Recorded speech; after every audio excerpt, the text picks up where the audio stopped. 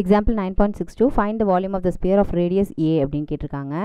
நம்மளுக்கு சர்க்கிளினுடைய 3 டைமென்ஷனல் தானே நம்மளுக்கு ஸ்பியர், ஓகேவா? அதை ரிவால்வ் பண்ணும்போது 3 டைமென்ஷனலில் நம்மளுக்கு ஸ்பியர் கிடைக்கும் இல்லையா? இப்போது அதனோட ரேடியஸ் வந்து என்ன கொடுத்துட்டாங்க, ஏன்னு கொடுத்துட்டாங்க. ஆரிஜின் ஓ 0,0, ஓகேவா? இது எக்ஸ் ஆக்சிஸ், இது ஒய் ஆக்சிஸ். நம்மளுக்கு சர்க்கிளினுடைய ஜென்ரல் ஈக்குவேஷன் தெரியும். X square plus Y square is equal to இங்கே ஏன்னு ரேடியஸ் கொடுத்ததுனால ஏ ஸ்கொயர், ஓகேவா? இப்போது இதுலேருந்து நம்மளுக்கு என்ன செய்யணும், அதை ரொட்டேட் பண்ணுறாங்க. ரொட்டேட் பண்ணும்போது நம்மளுக்கு ஒரு ஸ்பியராக கிடைக்குது. இந்த சர்க்கிளை ரொட்டேட் பண்ணும்போது 3 டைமென்ஷனலாக இருக்கும்போது என்னது, ஒரு ஸ்பியர் கிடைக்குது, ஓகேவா? அப்போ அந்த ஸ்பியர்னுடைய வால்யூம் என்ன அப்படிங்கிறது தான் நம்மளை கேட்குறாங்க, ஓகேவா? இப்போ வந்து நம்ம இந்த 0 to ஏங்கிறது எக்ஸ் ஆக்சிஸ்லையும் எடுத்துக்கலாம், இல்லை 0 to ஏன்னு ஒய் ஆக்சிஸில் வேணாலும் எடுத்துக்கலாம். எந்த இடத்துல எடுத்துக்கிட்டாலும் ஆன்சர் கரெக்டாக தான் வரும். நம்ம ரிவால்விங் அபவுட் எக்ஸ் ஆக்சிஸ் அப்படி கூட எடுத்துக்கலாம், ஓகேவா? ரிவால்விங் அரவுண்ட் எக்ஸ் ஆக்சிஸ்னால் எல்லாத்தையுமே என்ன செய்யணும், y square is equal to அப்படின்னு எல்லாத்தையுமே மாற்றிக்கணும், ஓகேவா?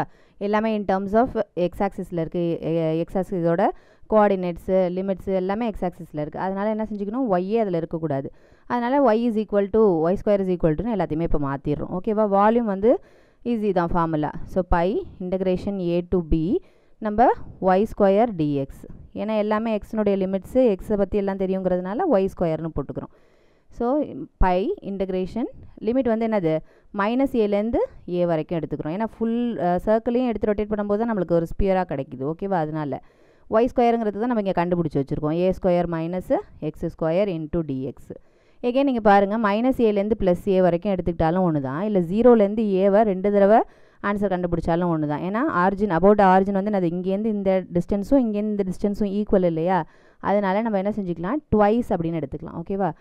ட்வைஸ் இன்ட்டு மீதி இருக்கிற நம்பர்ஸ் இங்கே 0லேருந்து ஏவாக மாற்றிக்கலாம், ஓகேவா?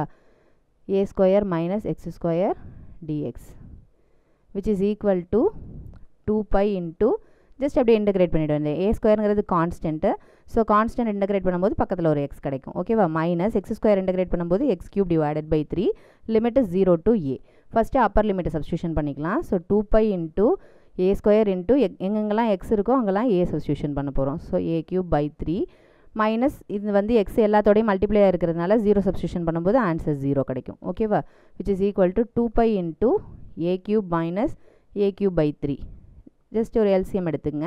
இப்படி கிராஸ் மல்டிப்ளை பண்ணும்போது 3a square minus I mean 3a cube minus a கியூப்னு கிடைக்கும். ஸோ 2a கியூப்னு கிடைக்கும்.